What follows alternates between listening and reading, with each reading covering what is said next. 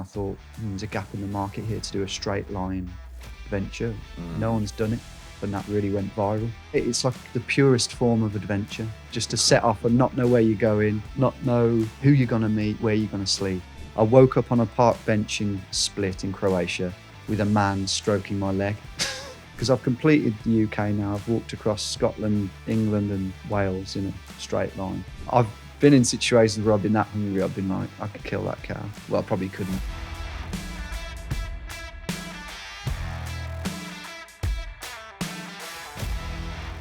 Welcome back to The Good, The Bad and The Beast. Today's guest is one of YouTube's most original adventurers. He has trekked across entire countries in perfectly straight lines. He crossed London without touching a single road and somehow made geography one of the most exciting things on the internet. He is the face of GeoGuessr and the mind behind the Straight Line Mission. Please welcome Tom Davies, better known as the GeoWizard.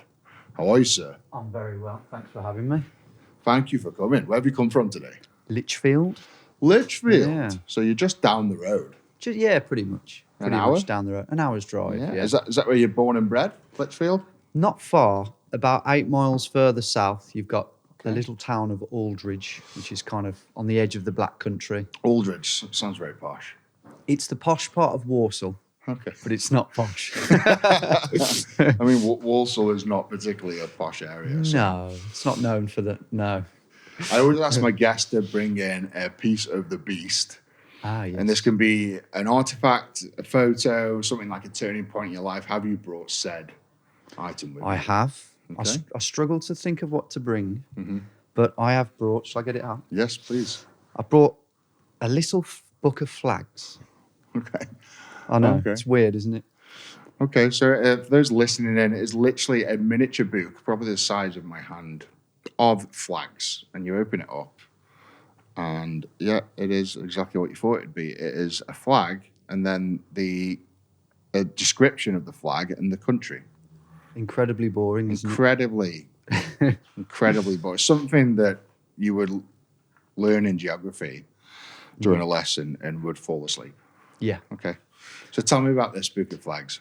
I mean, I was looking through some stuff at my mum's house and I saw it and I thought, I can still remember the excitement of this book. I think that was the first thing that had me fascinated by something. Really? Yeah, Okay. yeah. I must have been 4 or 5. Yeah. And I just thought, wow, all these different countries have these flags with different colours and patterns and designs. And it got me into geography, I would say. So so this little book I think so. stirred the brain cells in a little 4-year-old Tom Yeah. Davies, and you decided, I fancy that. I fancy a bit of geography. Yeah, just the idea of different countries fascinated me. And then, I mean, I was known to read the Birmingham A to Z for pleasure. You know, those A to Z maps. How old were you?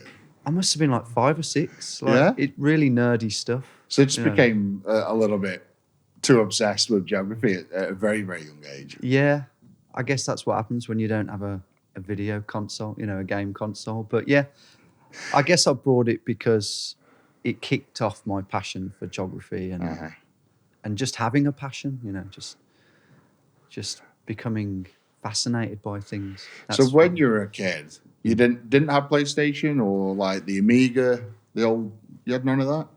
A bit later, I sort of got the PS1 when the PS2 came out. Yeah.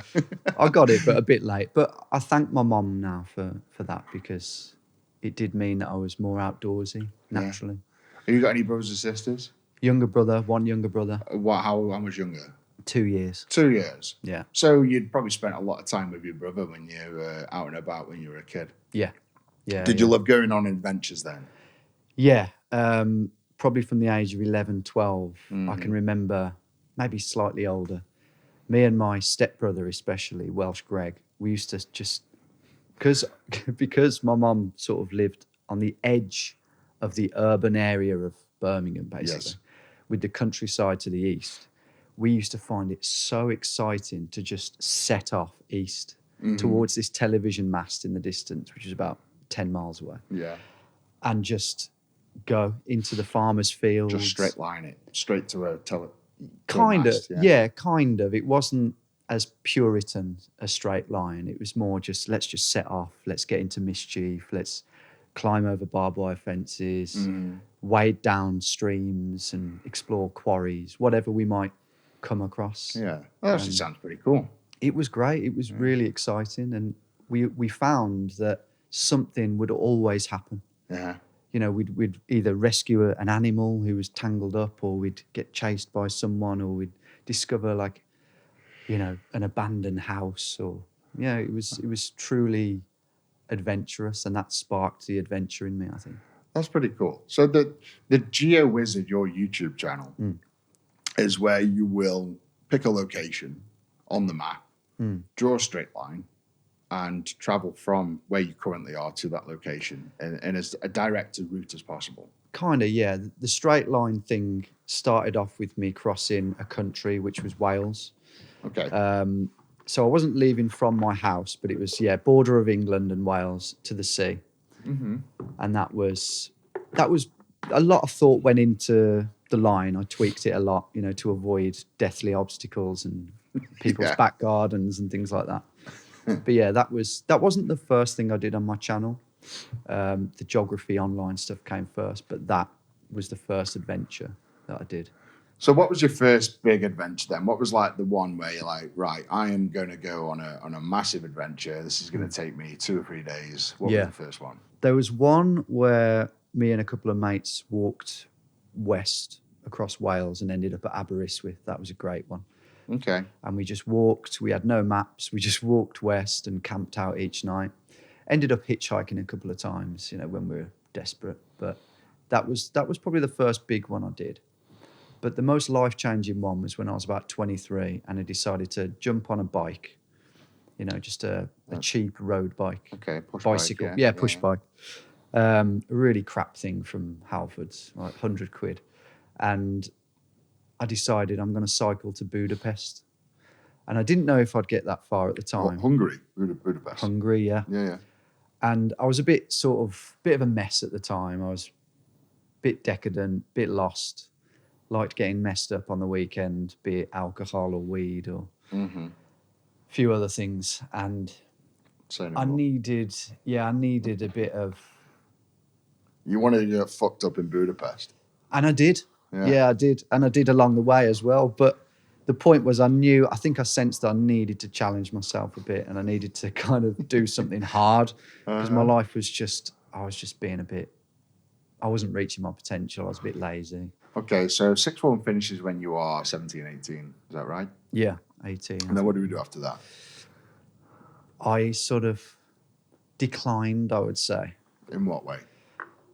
Just in that I had less and less idea of what I wanted to do, because I always had this idea that I'd be a musician, I'd be a songwriter. Okay, so you're very good with guitars and pianos and singing. And I'm all right.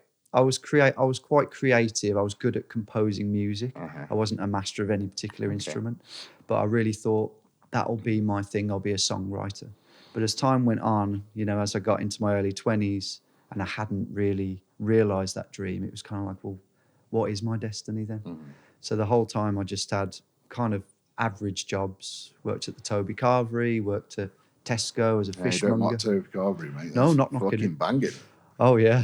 All you can eat, innit? Carveries on planet Earth. It is. No, I haven't got a bad word to say about them. But I was behind the bar just pulling pints, and it could be... What other jobs? So, Toby Carvery, what did you say? Did you say McDonald's then? No, Tesco's. Tesco's. Fishmonger and butcher. A fishmonger, okay, yeah. Yeah, that was all right. You know, there was nothing wrong with these jobs. And I always say to people, like, don't be ashamed of your dead-end job, in quotation marks, because job's a job. And I enjoyed turning up and being the best fishmonger that I could. But yeah, eventually I think it just grated away at me a bit, this idea that I wasn't fulfilling my potential. And where did the drinking drugs start? I mean, I should say they were never... You'd never look at me and go, oh, he's bad with it, because everyone was getting drunk and stoned and stuff at the time. Well, at least the people I was hanging around with. But yeah, it was just every weekend I'd get pissed and Yeah, fuck your wages up the wall. yeah, and it was just me escaping really, Yeah, escaping my reality that I wasn't pleased with Yes. who I was. Had a lot of flaws in my character. I think I was immature, and it was just an easy way to numb that when really you should be working hard on actually achieving something. And Yeah. And how long did this go on for? Till you what, 23? Did you say? And then you 20 decided to. yeah, 23 is when I did that bike trip, which definitely changed my life. Okay, so you did 5 years of. Let's call it a dead end job scenario. Yeah. Get it, pissing your wages up the wall every weekend, and you decide you've had enough. I'm going to go to Budapest and get fucked up properly. Yeah, exactly. Yeah. So tell us about that, because that's cycling to Budapest. How many thousands of miles is that? It's got to be like 2 or 3 at least, hasn't it? It was, what was it? Do you know, I forgot. Maybe it was, just shy of 2,000. 2,000, yeah, okay. Yeah, so 1,750 maybe. Mm-hmm. And as I say, when I set off, I wasn't sure whether I'd actually get there. But as I got into Belgium and France, I met some people who were like, mate, that's incredible. You need to finish it. You need to finish it. I was like, oh, okay, maybe. I like this, the idea of achieving something and people being impressed by it. So I just carried on. Yeah, I had a good time in a lot of cities on the way.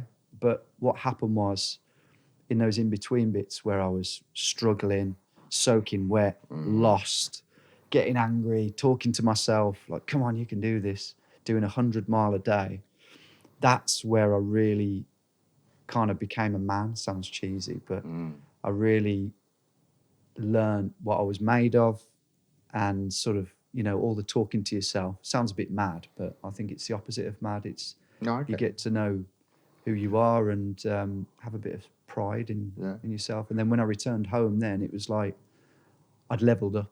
And what about sleep? Where were you sleeping, or what were you sleeping in?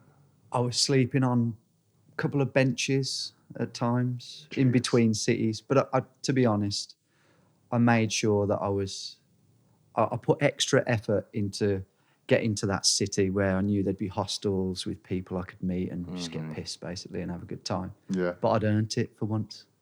Yeah, I get what you mean. Yeah. So where was the first hostel you landed at then? Bruges. Bruges, is that France? Belgium. Belgium. Yeah. Bruges, okay. And what? Tell me about that first night, because that first experience in a hostel must have been... Felt great, yeah. It was like, I've got to this brand new city. It's beautiful. There's people at the bar from all over the world. I'm getting pissed with them. I'm telling them my stories so far. And they were just like, wow, that's amazing. And they wrote in my little book, and that inspired me. I knew at that moment I'm going to get to the end now. So from Bruges to Budapest, it's got to be, what, another 1,000 miles at least from there? Yeah, at least. Yeah? And tell us about that journey, because that's a long way. That's like a good 10 days if you're doing 100 mile a day. Yeah. The minimum. Did it take you that long, or did it take more than that? It took 17 days of cycling, the whole thing did. The whole thing? But there was a lot of, boozy nights in town. I'm making myself sound like an alcoholic here, but there was, I might stop in Munich for 3 nights. I might stop in Vienna for 3 nights. I was having a good time. Yeah. But in terms of the cycling, it was, there was times where, the bike would just be broke. I'd have punctures. I'd be soaking wet, and I had no real way of navigating. So it was just like, I got myself in some right stupid predicaments on a motorway with no helmet, no lights. Oh my God. Lorries beeping at me, just stupid stuff like that. Yeah. Tell us about the nights on the park benches, because that's basically sleeping rough, isn't it? Yeah, not ideal, but I had a sleeping bag. Okay. You don't get a good sleep on a park bench really, but still to this day I put myself through it in some of my adventures. So, do you ever experience anyone, like the homeless people, get tormented, or they tormented you? Has any of that go on? I woke up once in Split in Croatia. This was on a different trip, just hitchhiking. But I woke up on a park bench in Split in Croatia with a man stroking my leg. And I don't know who he was. He was like 50. Hopefully, he just sat down next to me and just started that moment, and that nothing happened before that. Depending on how much you had to drink the night before, Which was a lot. you could have woke up an hour into that. Exactly. That's so. Don't like to think about that, but yeah. So other than that one instance, you've never been abused. yeah. That was abuse, wasn't it? Yeah. No, I got fortunate. I think I've woken up in some mad places.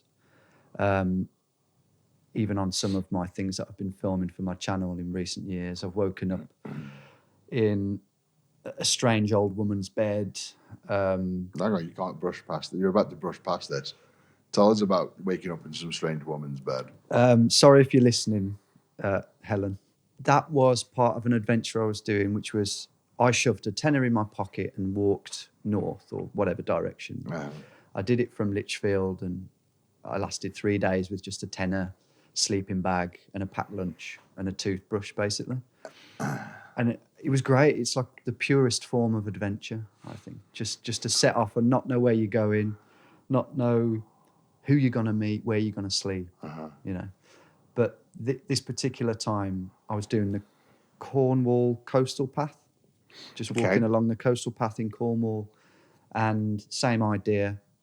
And by this point, I'd slept out on benches 2 nights in a row, and I really fancied sleeping in someone's house, you know. So I put into action what I call Plan Pub, which is to go into a pub, maybe buy 1 pint for £4 or whatever, but then get chatting to people, so then they buy you a couple more pints, and then maybe you'll end up back at someone's house. Not a female wife, if you're listening, but just a friendly person who wants to help. Yeah. And on this occasion, what I learned was if you go to a village pub and get pissed with the locals, you'll end up with the weirdest people in the village, basically. Okay. You get shunned off with the crazy cat ladies and whatever. It can happen. Okay. It can happen. And I ended up going back to this old lady's house. You know, she was very kind to invite me. She was lovely.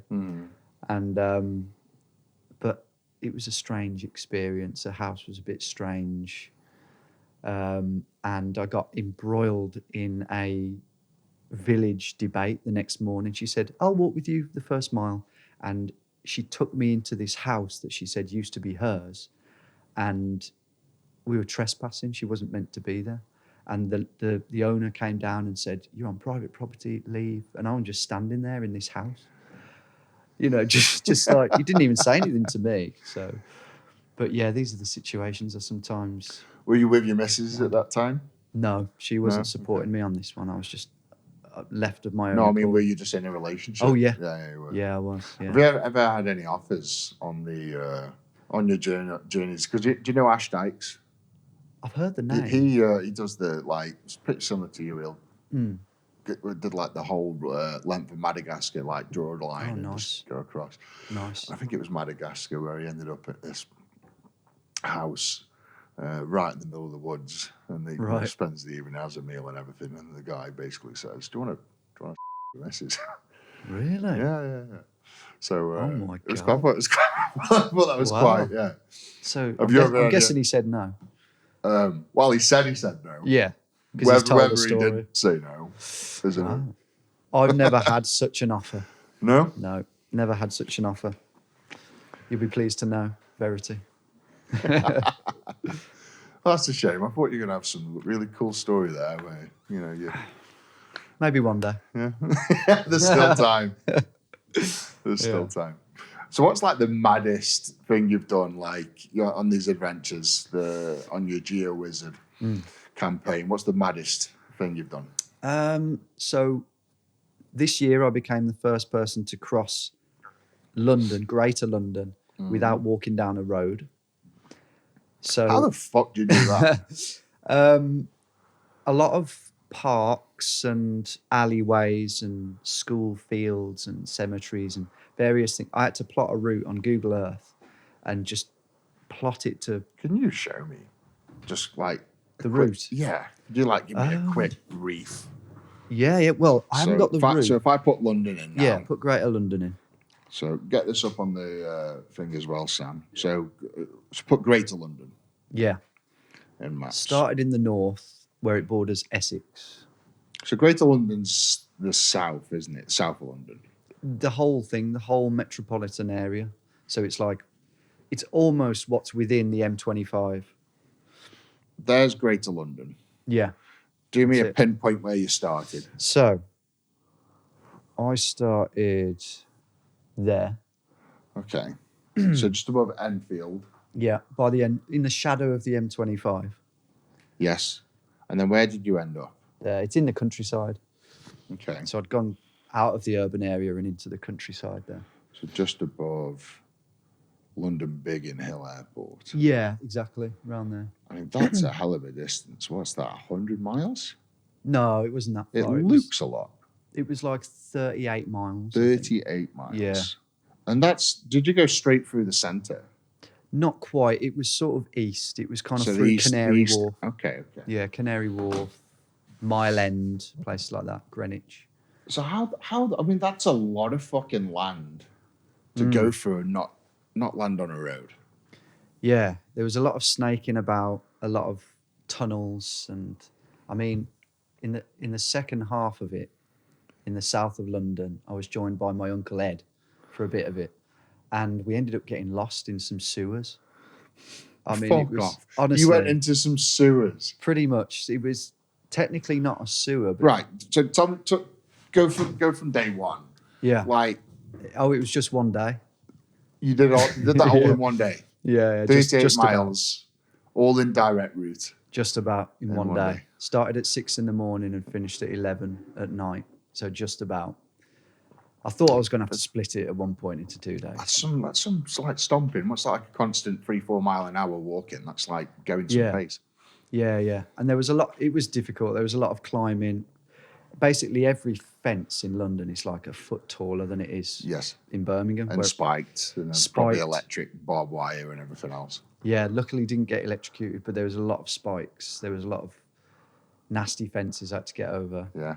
The people, weirdly, didn't seem to give a shit. They were just like, because they just see mad stuff going on all the time in London. And so they're like, what's he doing? Could be a pedo climbing into a school. I don't know. But they just walk past and not really. A fucking pedo climbing into school. I mean, that is literally what the British public do. Oh, there's a pedo climbing into school. That's nice. Yeah. Yeah, let's move on. Could ring the police. Yeah, we probably won't. By the way, I did it on Easter Sunday, so there was no kids in the school. Yeah. That would have been... Okay, so the kids were safe on this day. Yeah. Kids were... Can you imagine? The panic. But, yeah, it was difficult. As I say, got lost in these sewers, these underground tunnels, which wasn't planned. Is that part of the old London? Because a lot of old London, they have like an underground system, don't they? They do. For transporting stuff. They do, and there's a lot of underground hidden rivers and Yes. things. So we were following one of these it was a semi-underground river, which snaked sort of from Greenwich and Lewisham south from there. And the tunnels kept getting smaller and smaller and smaller because the stream got smaller. Yeah. And I was getting a bit claustrophobic. There was spiders all over the roof. Obviously rats, we didn't see many rats, thankfully, but we ended up in this one tunnel that we didn't plan to go in. I won't go into why, but we were like, shit, we've got to go in this tunnel. And it was like as tall as this table off the floor. Like, So you were hands and knees.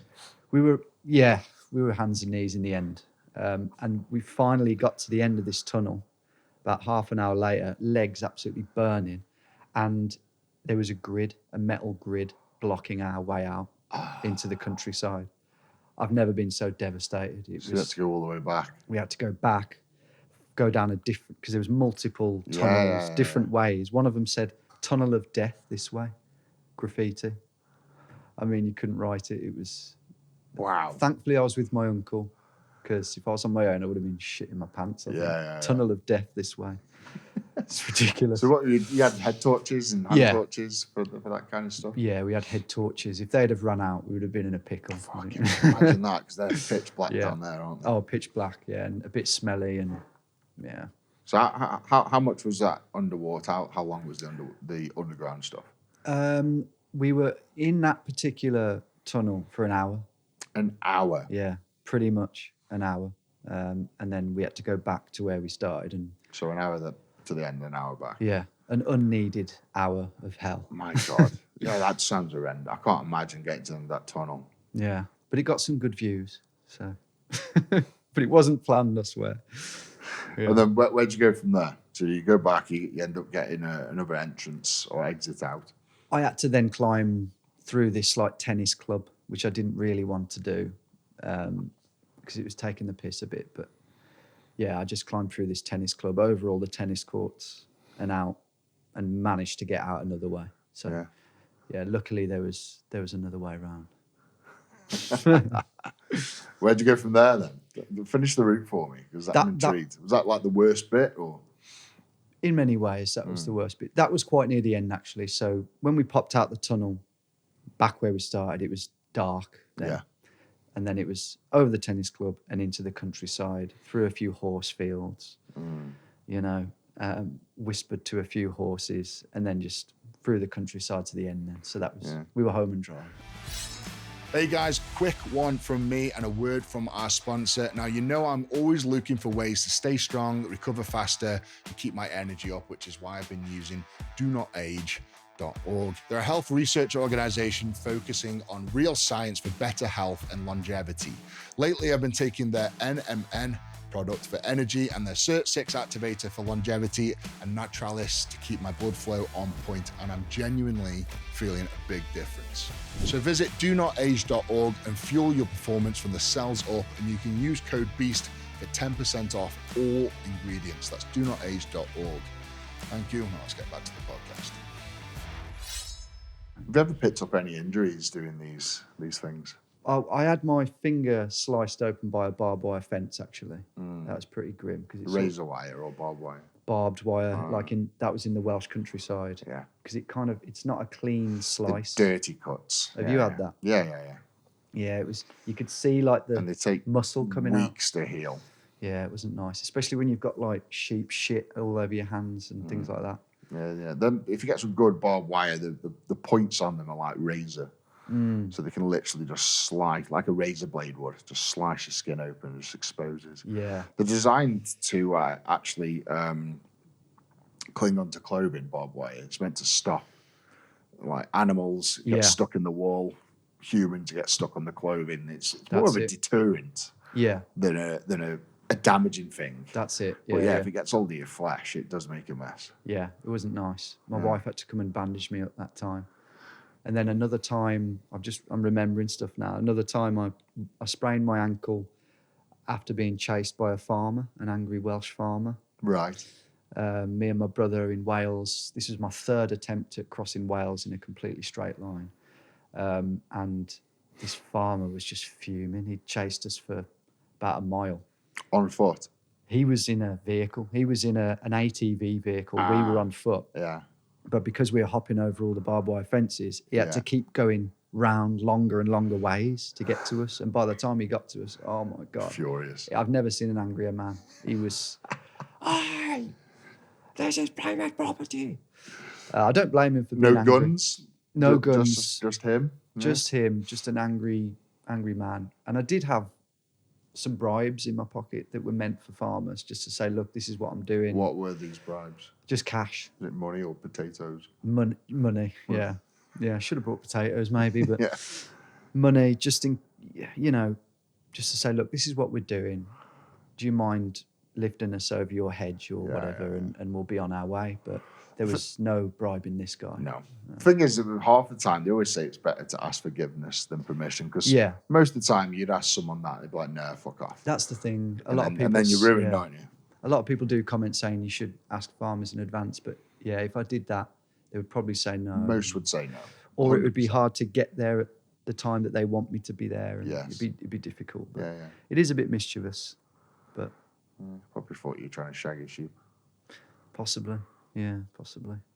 Jealous, very jealous. Yeah. You see him come in, I've got a conserved battery. Oh, is this the clip of you being chased? This is it. We've got to go in a straight line. What was he on, a quad bike? It's like an ATV Like a vehicle. buggy? Yeah, buggy thing. It's no good. Luckily, this was his last fence. This is his boundary. Yeah. And is he catching up again? He's catching up again. He's right behind us, yeah. So I was so exhausted from that I rolled my ankle about half an hour later, like really badly. Oh, so not during that. So the aftermath of like all the adrenaline and the dump, and then went a bit weak. Being dehydrated, adrenaline, just landed on a tough bit of grass. But yeah, that probably seems weird a weird situation, doesn't it, to someone who's never watched one of my straight lines. But at this point, just for context, I'd failed twice before already.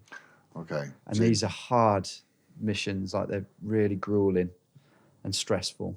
And I just couldn't bear the thought of failing again. So I was just like... I mean, do you reckon you could have stopped and reasoned with that guy, or do you reckon he was just on a mission to fuck him? I think he was unreasoned. Just wanted to hurt you.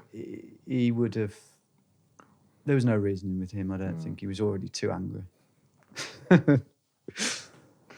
So, yeah, I feel a bit bad for him, because farmers have a hard life. They have a tough life. And he might have had he might have thought we were thieves. He might have had stuff stolen. Trying to shag his sheep. It's quite common in Wales. Yeah, I know. But once he heard our accents and realised we were English, he probably didn't suspect us any more of that. But yeah. Oh, geez, that's quite good. So, I mean, rolling your ankles are bad. Did that end that journey, or did you carry on? No, I carried on. Oh, jeez. But then the next day, after battling on with a rolled ankle, the most annoying thing happened. My GPS malfunctioned in the middle of buttfuck nowhere, and that ruined that failed the mission because you couldn't carry on. We couldn't continue to follow a straight line because the GPS, it was burning through batteries mega quick, and so we had to meet my wife. She had to come pick us up, but that was an ordeal, even finding my wife. I mean, it took us hours. Oh, wow. It was dark. It was horrendous, but more to the point, we failed the mission. So I'd failed for a third time then. Oh, jeez. I know, it's gutting. So all of that was for nothing. So what mission was that? Was that from the inland border of Wales to the sea? Yeah. Just one straight line? And that was the third one, but thankfully I succeeded on my fourth attempt. Okay. Yeah. And how long was that journey from the inland to the sea? They're usually about 35 to 40 miles, but you can't always go very far in one day. Yes. There's thick forests, there's like fallen trees that you have to climb through, swamps sometimes, like pretty harsh terrain. So you can usually only do about 10 miles a day max. Wow. That's not a lot. No. So it's literally like chopping through. Yeah, you're never on a path. Through brambles. Yeah, brambles. Climbing. Yeah, exactly. You ever cross, is this UK mainly? You ever come across any dangerous animals? I did Norway. Okay. A straight line across Norway. You got the bears in Norway? There's some bears and wolves, but luckily I didn't see any. Okay. But I did, something else quite bad did happen in Norway. I almost drowned in a peat bog. Right, so like a really muddy... Yeah, like a swampy bog type thing. And you consciously made the decision to go straight through this bog? Yeah, it was stupid in hindsight. I didn't think it would be that deep, and I could have gone round quite easily, about 10 metres. You fucking... Jesus Christ. I know. Because usually 25 metres is like my target, to stay within the either the line. side. Yeah, either side. Usually I go further than that, 50 sometimes. But on this occasion, I was within the platinum zone, as I call it, 25 metres. Yeah. But this bog was only about 10 metres across. I could have gone round it. But I thought, no, I've got to do what I can and stick true to the concept of it. Yeah. And I just got deeper and deeper and deeper until I was past my waist. It doesn't make for a good watch. And then you can't. Once you stop there, you can't really move, can you? Yeah, so it was terrifying. Once I got past my waist, I realised I couldn't even move my thigh an inch. Wow. So I was like, shit, I am stuck. If I sink any further, I'll be stuck here forever. I'll drown. But luckily, I remembered something. I've told this story before, but I remembered something Bear Grylls said actually, where you sort of lean forward and try and almost swim and kick your legs up rather than just struggle. Yeah. And luckily, I managed to grab on some like tufts of grass and pull myself out. But I was like head to toe in mud. Smelly mud. It was horrible. You had to carry on covered in shit. Yeah, I did. Yeah. And that was stupid because At that point, I wasn't using a satellite phone or anything, so my wife didn't have a clue where I was. So you could have just sunk under that peat and disappeared forever. I would have become a peat, what do they call them? A bogman. They get preserved for thousands of years under the peat. Yeah, it'd be dug up by the aliens in like Exactly. 10,000 years from now. Yeah. Look at this Oh, thing. let's watch this SD card and see what footage is on here. Yeah, this fucking idiot decided to consciously walk into this fucking Yeah, mud. yeah. Trying to figure out why I did it. Any other dangerous scenarios you've been stuck in? Yeah, I've had a few sort of, steep bits of terrain because I don't like heights. Okay, so like climbing rock faces and stuff. Yeah, nothing where I could like sheer drop, fall to my death. But I've been in situations where, I need to go up this like really steep, grassy, rocky thing, and if I did slip, it might be pretty bad. But it's good. You overcome your fears and hopefully get through it. What's the craziest one you've done then so far? I think the London No Roads is up there. Okay. I think that's up there because just the amount of fences and he was just a bit mad. And that's after me promising my wife that I would tone things down a bit, having had a kid. Is this your full-time job at the minute? The YouTube. So you must do a lot of these. Yeah, Or is yeah. it like one a month? No, Two a no. month?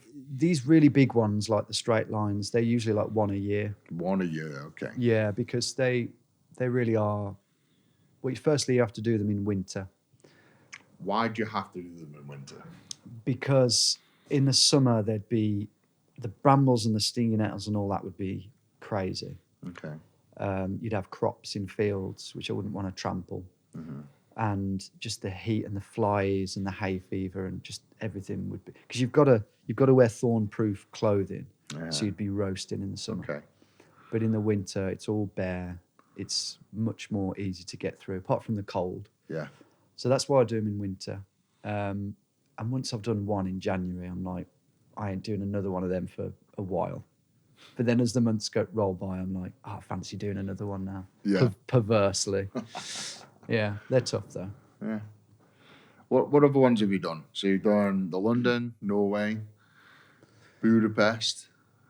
What Yeah, else- the what else Budapest thing was like pre-YouTube. That was, when I was... So not really, no real footage of that. It was No, just there is some footage, but yeah, that was like a couple of years before I even set up my channel.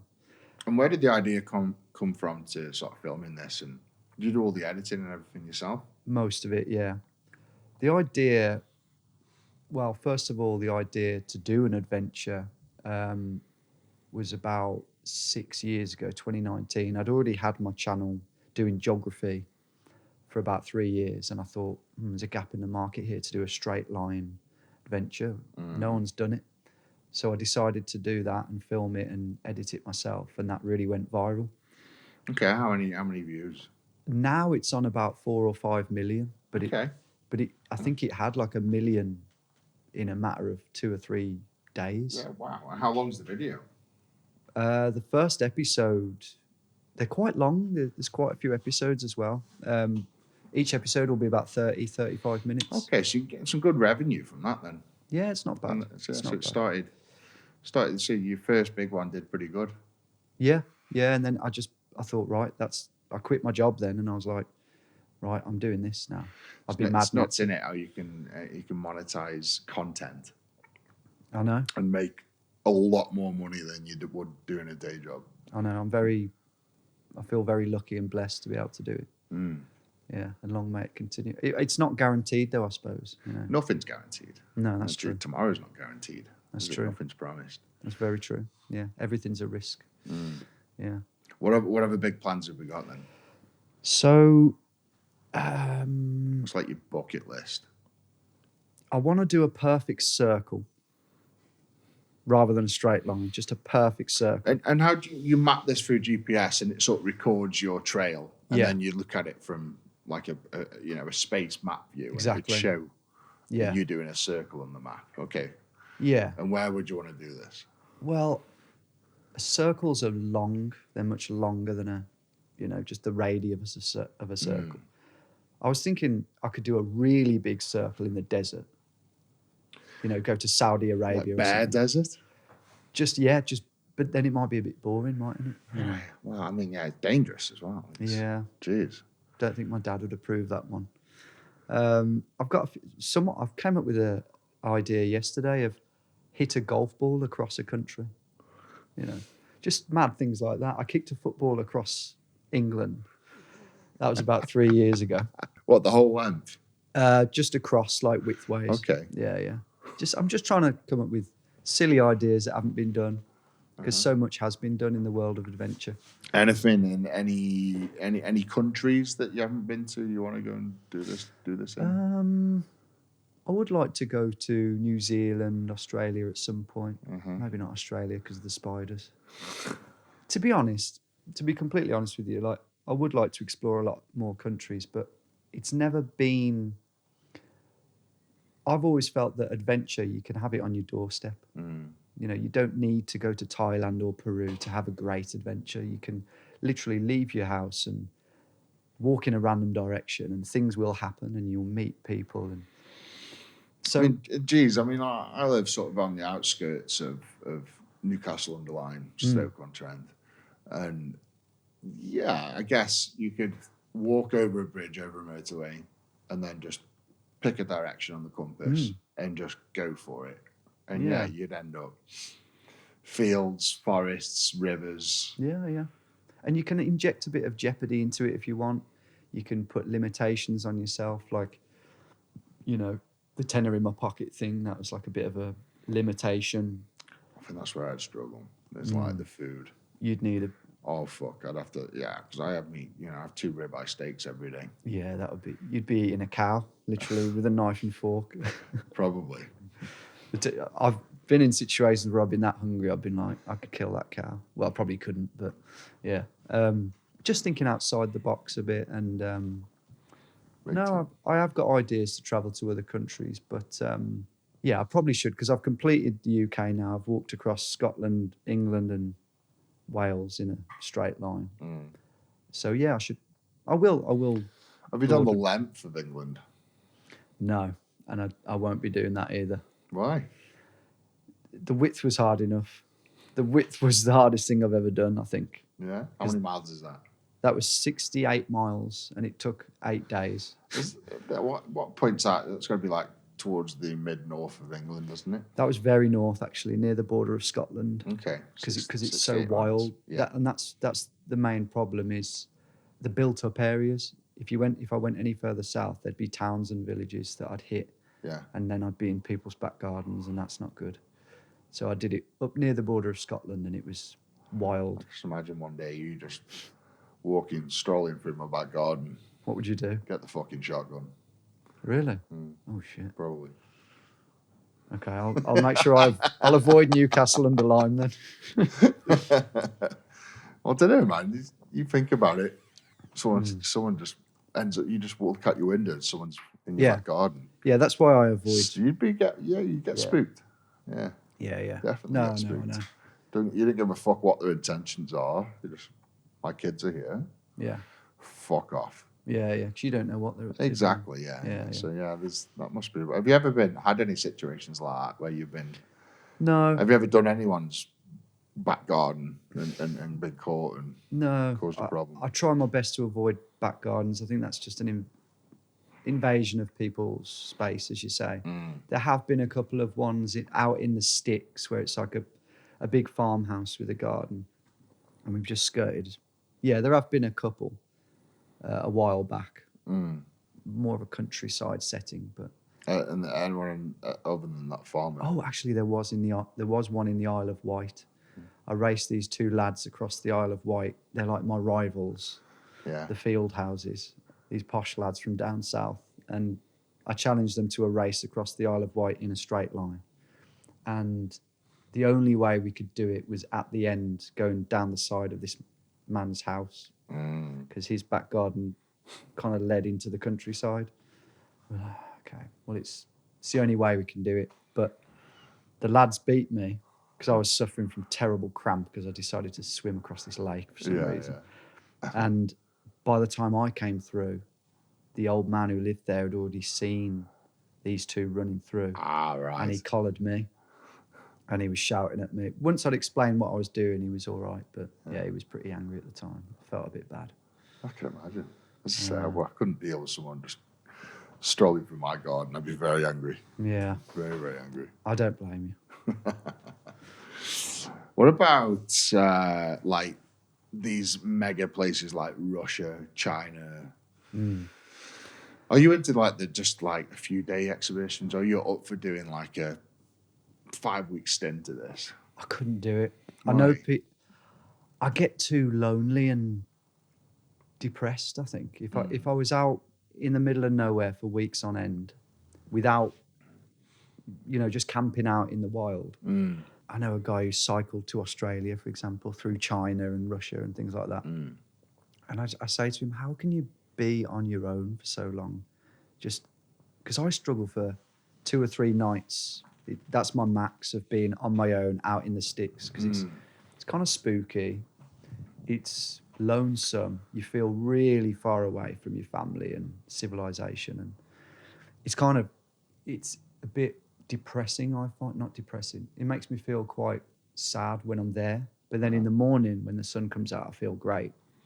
It's kind of like a cure, actually, for feeling down. But to do it for weeks on end, I'm not cut out for that. I think I need people's company. Miss your family. Yeah, especially now I've got a daughter, yeah. How old's your daughter? 18 months. 18 months. Yeah. Any more? One more coming. One more coming? Yeah. Nobody knows that, by the way. Yeah, Oh, one more coming. Well, congrats. Breaking news. Breaking news. Another girl coming. But yeah, definitely. I filmed A Tenner in My Pocket in September in Austria. And after 3 days, I was like, I can't wait to see my daughter now. I'm not enjoying this anymore. Yeah. So shorter adventures, I think. So you're going to carry on, but much shorter adventures. Yeah, I think I'll struggle to do like a 7 or 8 dayer like that England one. Yeah. Unless my wife and kids were there supporting me, maybe. Yeah. You couldn't really take them with you. It'd be quite dangerous, wouldn't it? They could meet me on main roads along the way. But yeah, that's about it. And camp. Yeah. They could be in hotels and meet you along the way in the car. Yeah, exactly. There you go. You could do the whole length of England then. Oh, I'll look into it, but I would be hitting back gardens. So think of that what you will. No, I couldn't do it. I'm sure there'd be a way where you could draw a line and not hit any town. Nah. Have you tried? You'd be surprised. Oh yeah, I even tried it a bit further south from where I did across. Yeah. And you always hit, whether it's a little village, a little hamlet, or a town, or there's just always something. Yeah. What's this GeoGuessing? What's that? Talk to me about that. So GeoGuessr, the game. GeoGuessr. That's the name of the game. Yeah, you could say GeoGuessing though as a verb. Yeah. GeoGuessr is this online geography game where it uses Google Street View. So it will. When you put the little yellow man down on the map and you can look at the street view. Yeah. It will use that, and it'll dump you somewhere in the world, and you've got to look around you and figure out where you are based on clues. So is this a game? Like it's a game. Yeah, it's a game. Okay. It's a great. And who is this? How is this created? Is this for an app, or it'll just like throw you somewhere in the world, and then you've got to guess where you are? Yeah, it's like an online game basically. Okay. They've made an app out of it as well. Yeah. But it's just pure geography. It's for geography lovers. It's like the ultimate game, because you could be in Brazil, you could be in South Africa, or you've got to go. Can you move about? Or you can move about. Okay. Or you can stay still. There's different types of playing it. And how do you work out where you are? By street names and buildings and. Yeah, so you could look at signs, language on the signs. Yeah. You could look at what side of the road are they driving on. Where's the sun in the sky? Is it in the northern hemisphere? Okay. You could look at like all sorts of things really. The foliage, the architecture. It's great, and that's what I built my channel on basically for the first 3 years. So you do, but you do it in real life, would you? No. So you just did. Mind you, I have done that in real life. So you just record it on the app. Yeah. And that would be on your channel. Yeah. Okay. Yeah, that's pretty cool. Yeah, for 3 years it was just me playing that on the computer. And then voiceover. Yeah. Or maybe I'd have my face in the corner. Yeah. And I just did that for a while, but I was struggling to get past a certain amount of subscribers. I was on 60,000. And then that's when I released the straight line thing. But yeah, it's for geography lovers. It's great. It's a must. Yeah. Do you still do that now? It's petering out. The GeoGuessr is. It's kind of. I wouldn't say it's been done, but a lot of it's been done. There's people who are there's thousands of people who are better than me at that game now. Whereas years ago I was one of the better ones. Yeah. People are insanely good at it now. There's like World Cups and competitions, which I would never. And how's it ranked or scored? Is it how fast you can work out where you are, or it's like difficulty levels? How does it work? You get a point system for how close you put your pin down. Yes. And you can have time limits as well. So you can have both of those factors going on. Or you can. Right. Yeah. So you're in this virtual world. You can look around, and then you've got to go on the world map and pin where you think you are. Exactly. Got you. Yeah, I should have mentioned the whole okay. map aspect. And then depending on how close you are to that pin is the points. You get a score, yeah. And is it done on time as well? How long it takes you to work it out? Or? You can play with the time. You can kind of customize the game mode. But the classic way of playing was how many points can you get, or can you get a perfect score, which is what you want, a perfect score. How quick could you get a perfect score? That was like the first viral video that I did. How quick can I get a perfect score? Right. But yeah, there's a few ways you can play it, but it's good fun. Okay. Oh, what's it called? GeoGuessr. I'm gonna have to have a look at this. Yeah, it sounds GeoGuessr. fun. So this is like a compilation of some of my best guesses. There is luck involved sometimes. Luck as in you're just taking a punt. Yeah, I mean, these are 10 seconds per round, so I've got 10 seconds to guess. Oh, wow. And you can't move. You can't move either. I forgot. Mate, this is how the fuck do you get so close? That is insane. A lot of these, there's a bit of skill, but there's a lot of luck, to be honest. Because that could have been any fucking side back street in the whole of England, really. Oh my God, man. I think I just thought Coronation Street, near Manchester, Yeah. And these are like your best ones, like the closest ones. Yeah, so what you're not seeing is a lot of terrible guesses. I mean, Spain, I think. There's just no fucking way how you are this good at this. there's guys that wipe the floor with me now. I mean, it just doesn't seem genuine. Yeah, I know it doesn't. It looks like just from a picture of a street, you can go on the world map and click on a fucking piece of land and be within. I know. Within 12 miles is fucking insane from a fucking street. Wow. It's just a matter of playing it so much. You just get to know what certain places look like. You get the gist. I get the gist, but I just don't know how the fuck you're doing it. There's just no way on fucking planet Earth you can... Have a go. See if you can... Right, okay, I'm going to have a go now. Pause it on the next one, Sam, on the next street. Let's see if I can work it out.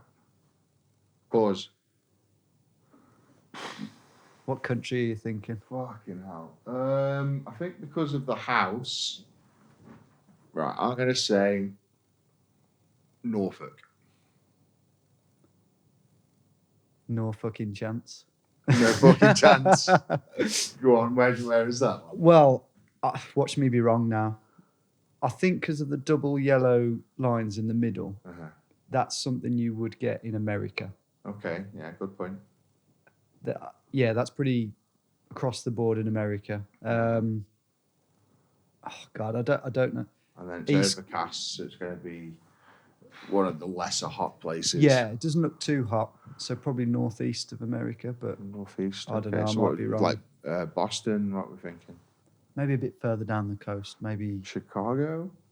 Could be more Chicago. east. Yeah, go on then. Let's go Chicago. Chicago. Yeah. Let's go Chicago. I haven't seen this video in yonks. I'm going to go with Detroit. Yeah, Detroit's a good shout. There you go. Shithole. Detroit. Oh, look at that. You've fucking seen that before. You line cunt. You need my job. He's better. Should be interviewing him. Pause. This is fun. That looks very Scotlandish. Maybe Norwegian. I wonder whether this is, that sea looks quite blue. It's famously the sea is whole blue. fucking sea looks blue. Yeah, I'm wondering whether this is like the Mediterranean. Right, I'm saying Iceland or Norway because they're so close. So this is literally just for those listening in. This is literally a picture of an uphill road with a shitty little wooden hutch high up. Must be like some kind of bird watching thing. A few rocks, and you can just see the sea in the very left-hand corner and a nice blue sky. It looks high up. It looks coldish. It looks like, yeah. So I don't know. I'll go for a Greek island. A Greek island. Yeah. Yeah. Corfu. Now you've said it, it does look hot actually. It looks cold, but looks hot. At the same time. I might be completely wrong. Right, I'm going Iceland. You ready? Let's go. Where was it? Oh, thank God. It was a Greek That's island. fucking crazy. That's a Greek island. Yeah. Literally an island right in the middle, like in between Italy and everywhere else. Like, fuck off. How the fuck do you do that? Nah, you can fuck yourself. There's no way, mate. You're a cheating cunt. you got some kind of sixth sense here. It's just practice, man. It's perfect. crazy, that is. That's crazy. You must play this like day and night and then sleep it and dream it to be this good. I did for a while, yeah. Yeah, it was a lot of practice. And a lot of bad guesses as well. It's quite fun, though. Yeah, it's it is. like, Yeah, like just doing this, it's quite fun. I could do this with my son and family and have a right good laugh. Yeah, give it a go. It's good where you can move around as well and sort of investigate. So clues. these are the ones where you can't move around. Yeah. This you is just like, got a view, a street view, Yeah. and that's it. That's all you've got to go off. yeah, you can't even pan. Can't even look pan around. around. Yeah. It's like the most extreme way of playing. So would you just do it by eye? You wouldn't like Google like what that bin, Nah. what country that bin would go to or anything? You just have a quick guess. Some people who are insanely good at it now, they've memorized. I mean, some of them are like pretty autistic, I think, because their memory. They've memorized every bollard, every like lamppost design on Earth, pretty much. Yeah, and you just know that tree is Yeah. only grown in the south of France. And Yeah, and they'd go, "Oh, that's a southern Romanian lamppost, for example." But not only could I never memorize all that, but I think it takes the fun out of it a bit. So I just went on vibes, really, just sort of, yeah. And there's world championships in this. They've got a World Cup now, yeah. Money in it. I think there is some money in it, yeah. But I'm nowhere near that level. Yeah. No, there's some really insane. Watch the World Cup if you want to be impressed. Yeah. This what you just did there was fucking insane. Like you just looked at a picture of literally a fucking street with a fucking Red Bull can on the road. And you'd be like, oh, that's Argentina. And then it'll be Argentina. Like, fuck off. Impossible. Incredible. Cheers, man. So is that where the name GeoWizard came from? Yeah, the channel was originally GeoGuessr Wizard. Uh-huh. And then I shortened it to GeoWizard. I don't really like the name GeoWizard, but it's kind of too late to change it now. You've got it. It's just a name, innit? It is. Yeah. I've just released a video today, actually, which is quite different to anything I've done before in that it's just me hiking through Snowdonia with my mate. Just no jeopardy, no danger, just hiking on footpaths, finding great camp spots and wild swimming spots and just having tots of whiskey around the campfire, just really normal. But the idea is, because I'm on a bit of a mission to inspire people to get outdoors, leave their comfort zones and kind of push themselves a bit and fall in love with nature and get off their phones, all that sort of stuff, for their mental health and just for their well-being. So, but it dawned on me recently that, like, what if people don't want to be chased by a farmer or get lost in the sewers? So I thought maybe I'll just do something that's accessible for your average person that might inspire them to go out and... This is a big problem, is that, like, there's so much technology and it's so readily available to us, isn't it? Computer games. If you want to play a game, you can pick up your phone and play Yeah. quite good games on your phone nowadays. Yeah. And yeah, like my son never goes out. Literally, he goes to the gym and he goes to school, but other than that, he's fucking glued to his PC. It's so addictive, isn't it? And It's distracting. addictive. Yeah. And you can't blame them. It's just that No, they're no. all the same. Literally, it's all they talk about at school. They go home, they get their headsets on, and they talk to each other online. Yeah, I think you're right. I think just being able just to go for a hike, it's something I've wanted to do for a long time. Is just go for a long hike, just like do Snowdonia or just something with just something a bit of a challenge and clear my head and that's it. And nature really does clear your head. Yeah. I think it's a bit daunting to people at first, the idea of going out into nature. Or what if I don't have the right equipment? What if I get lost?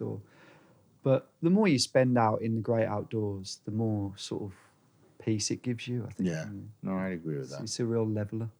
I did a trip with my dad. I did the North Coast 500. Oh, nice. Scotland. I did it on motorbikes with my Nice. dad, and I had a van follow us with all our luggage and camera kit and everything. Sweet. It was amazing. Yeah, was it? Absolutely incredible. Some of the spots we stopped at. There was a mountain called Ben Hope, and it was next to a Loch Hope. So in between Loch Hope and Ben Hope, there was this path, and it had this lifting stone, like a historic lifting stone, like over 1,000 years old, that was used to like lift stuff in and out of canals and boats and whatever else. And we'd found this stone, and we had to drive fucking hours into this countryside. And we just by chance, like this little fork in the road, it was like, it's there. And we just spotted it on the side of the road. We pulled over, we lifted it up. Nice. And we got the drone out, and we put it, as the crow would, Luke, to the top of this Ben Hope, this mountain. And it was the most beautiful. Like, halfway up, there was like... because I had a waterfall coming down the whole thing, and then halfway there'd be like a little loch halfway down the mountain, and then it would waterfall again. Stunning. It was stunning. And I just thought to myself, I'd love, like, if I had the time, just fuck everything off, and just put a backpack on, take a tent, and just go up there, fishing rod. Yeah, that's and it. just make a little fire. Yeah, and just go and enjoy nature for a night, 2 nights. Yeah, do it. Definitely. Love to do it. Can't recommend it enough. Like switching off from your phone as well, just forgetting about your phone. It's so freeing. Yes. Yeah. No, I've got a lot more of that into my these later years now. Like this fucking thing drains my fucking life away. I know. Same. I'm addicted to mine. Like, I mean, I've made my screen black and white now and deleted loads of apps just to try and reduce the time, but I still go on it. I've put limits on all my apps. So once I've hit 2 hours a day, and that includes WhatsApp, I don't know, Instagram, Facebook. Once I've hit two hours, my phone shuts down. And when the 2 hour limit, when the 2 hour limit comes, I'm like, even if I'm halfway through a message, I'll be like, fuck it, I'll start again tomorrow. And it's been the best thing ever for my mental health. So it literally turns off. Just shuts all your apps down. You Yeah. can go in the back end and turn it back on, but once it hits, like, right, I've spent 2 hours on my phone today. Yeah. And I'm like, you're only awake fucking 12 hours if you're lucky, 14 hours. I was like, right, that's it. Fuck off. Because when we're on our deathbed, we'll go, what do I regret? You're not going to say, oh, I wish I'd have spent a bit more time on my phone. You're going to say the opposite, aren't you? Yes. We're going to go, shit, 10% of my life was spent on my bloody phone. Probably more than that, mate. Your brain is being hijacked by very cleverly designed apps. And it's hijacking your brain because once you're hooked on that, your whole dopamine system is fucked. Yes. You're not going to work hard at something and sit there and really pine away at something when your brain is wired to just go at the slightest bit of boredom, get your phone. Yeah. So it's messing with you. Yeah, of course it is. It's rewiring your brain. Yeah. It's bad. And really, if you get that nice bit of boredom and quiet, just sit there and enjoy peace and quiet. Yeah. And that's when we're sort of creative. Like, as I mentioned earlier, I like to make music, and I realised the other day, like, I haven't written a piece of music in ages because my brain is not reaching a point of boredom where it might create something. Yeah. So, it's a real problem. Yeah. None of us are immune to it. Have you done any music since you were a kid? Have you written any songs? Has anything ever come to fruition? I've released an album now. Okay. Good chance to plug it. Come on then. Is it on Apple or what is it? Yeah, it's on all the things. Let me have a look. What's it called? It's called Pleasant Pudding by Flopsy's Dream. Pleasant. You have to play Pleasant It might not be your bag. I mean, it's kind Pudding. of Pleasant Pudding by Flopsy's Dream. It's kind of psyche, dreamy pop. Flopsy Dream. Right, I'm going to play it now. It's pretty easy listening, chilled stuff. It's not going to break any boundaries. But I like stuff like this though. I listen to there's a playlist on Apple. I'm sure it's called Apple Music Chill, and I love it. It just gets your adrenaline down. You know, when you're feeling worked up and you're traveling to fight training and worked up and traveling from fight training and worked up. It just brings me back down again. Just something just to mellow me out. Breathe. Yeah, breathe. Yeah. Yeah. Nice. You writing any more songs? So the music that's actually on my adventures is it's not that music. It's kind of like Sega Mega Drive type music, like game theme music. So you do your own music themes to your own videos? Yeah. That's cool. Yeah, I do. Because the as well. copyright is fucking nightmare on YouTube. Exactly, yeah. And I'm quite picky with what music I want, so I just use my own. Brilliant. Yeah. Wow, I wish I had that. The amount of videos that I've had demonetized over the years, where we took them off copyright systems, like Artlist, and then 2 years later, the copyright strike you. And it's not even on though Artlist you paid anymore. for it at the time, Yes. because it's been taken off. Yeah, it's happened to loads of my videos. It's like, you motherfuckers. Yeah, and then they're going to get the money then for For that. fucking cunts. Yeah, it's tricky. Do you get recognised a lot? Sometimes, yeah. If I'm in, usually when I go to like Bristol or Manchester or Birmingham, city centre, and have a few beers, I'll be recognised a few times. But it's not. It's a nice amount. Yeah, it's not a point where a negative effect on your life. No, it's a nice amount. It might be like 2 or 3 times on a night out, so I can actually have the energy to be really nice and try and make it a nice experience for them. But I've had a taste of what it might be like to be really famous. I wouldn't, being stopped all the time. I don't. Yeah, it's great. So what's next for you, mate? You talked about the doing a circle. Yeah. As the crow flies in a circle. Yeah. I've got a few adventure ideas. I definitely want to keep doing adventures. Yes. The GeoGuessr stuff is petering out, as I said. You can't do certain things forever. Every dog has its day and all that. So that is petering out. But maybe music will take more of a front seat.